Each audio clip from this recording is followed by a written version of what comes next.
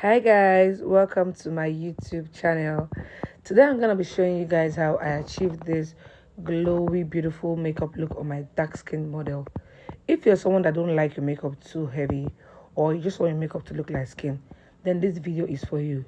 Please don't forget to subscribe, like, comment and share this video. If you're a new subscriber, subscribe. If you're a returning subscriber, thank you very much for sticking with me. If I told you now there let's was get into foundation already applied on the skin, most of you won't believe it.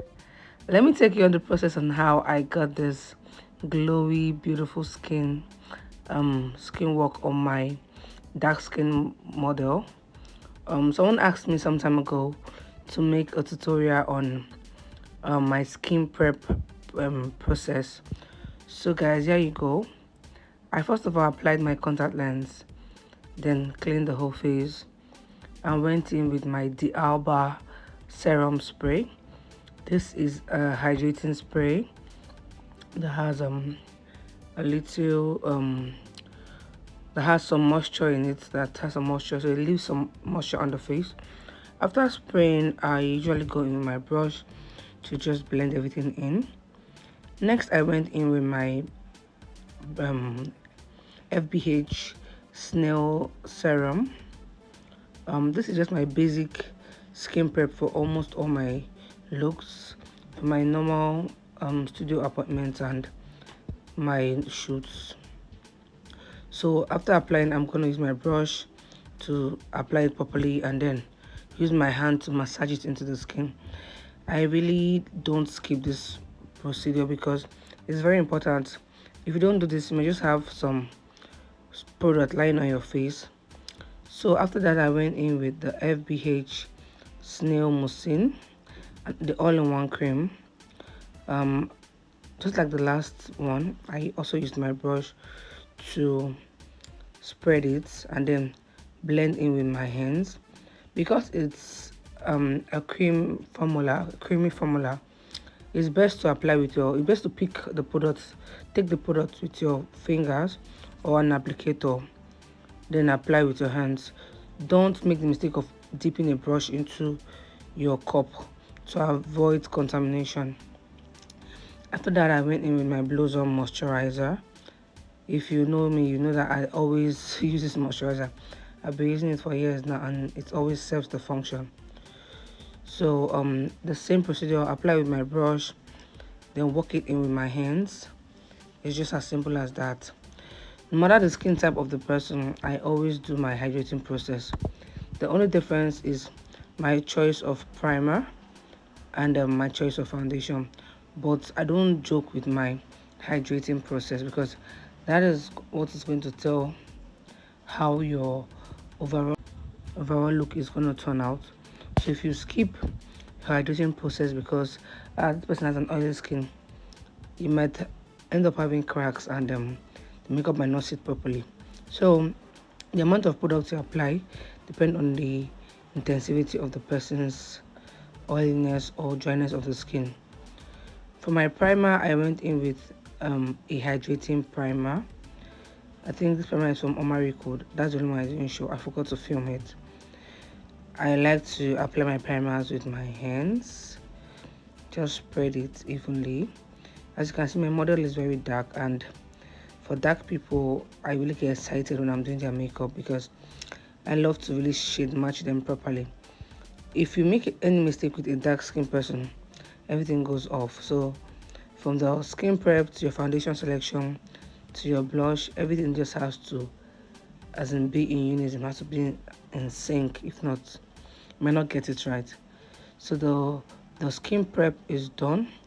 I'm gonna go in my foundation. Now if you want to know the foundation I use, just stick around. I showed it at the end of this blending process. You see the foundations.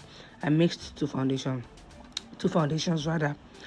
Now see how smooth this foundation is sliding or gliding on the skin. That is because of her skin type and my skin prep. Okay, so a lot of people have been asking me, why does your foundation application glide so smoothly? Now this is the secret. It is my skin prep, the skin prep procedures I do. So you can steal my skin prep and then try it out and let me know if it works for you. but it really works for me every time. So I'm applying with my beauty blender because her skin is just perfect, so we have little or nothing to cover. So I don't need so much coverage, so just one layer of foundation is enough for me. Now see how lovely this foundation application is. Her skin is just glowing. It feels like a second skin on her skin. Nobody would even know that there's foundation on this skin unless I tell you. That is how I love to see. Makeup on my clients. I just love to see how their makeup looks effortlessly skin-like. So these are the two foundations I use, Dior and L'Oreal Infallible. So now look at that skin. Perfect, isn't it? So I decided to give you guys a little jara, something extra. So let me just show you guys the blush process for this gorgeous dark-skinned model. So I applied a deep pink blush on the apple of her cheek just to bring some warmth, and then make sure that the face is not flat. I like to use my brush to apply this because it gives me control over the amount of product I apply at a particular point in time. Okay, so I just increase the application depending on what I want. The first layer is always very thin, then I increase and apply more as I go, and I'm applying and blending as well. Okay, so next is my highlighter, my concealer for highlighting. For dark skin people, I always say it, make sure not to go too bright, if not you're gonna regret it. So this is like 3 shades lighter than her. So I use the concealer, I use the brush to apply because I wanted to make sure that I got enough product that I needed. Next, I went in my beauty blender, the same one I used to apply my foundation. That's the same one I'm using to blend. Now, another thing you should know about products is a good product does not stress you for blending, the result and everything. So make sure when you're choosing your makeup products for your clients, you always choose the best. Are you seeing how the concealer is blending in completely? Yeah, that's why it's good to get good products. This concealer is Born This Way. Yeah, it's Born This Way Too Faced concealer. Don't compromise on the quality of your product. If not, you might not get the desired results that you want to achieve. Right, so I always start by blending the outer part of my under eyes before moving into the inner corners, because I want to diffuse the edge first, so I have more product left inside. And for the inside, I just tap, unlike the outer part where I spread. The inner part I just tap. And I always use a damp blender for this. I've been getting lots of questions in my comments. Is a blender wet? Is it dry? My blender is always damp. I always make sure my blender is damp whenever I'm doing this procedure. Now you can see how gorgeous the blending is. Everything just goes in, like it's just like butter. Like the skin is skinning. Literally, the skin is skinning. So guys, what do you think about this skin work?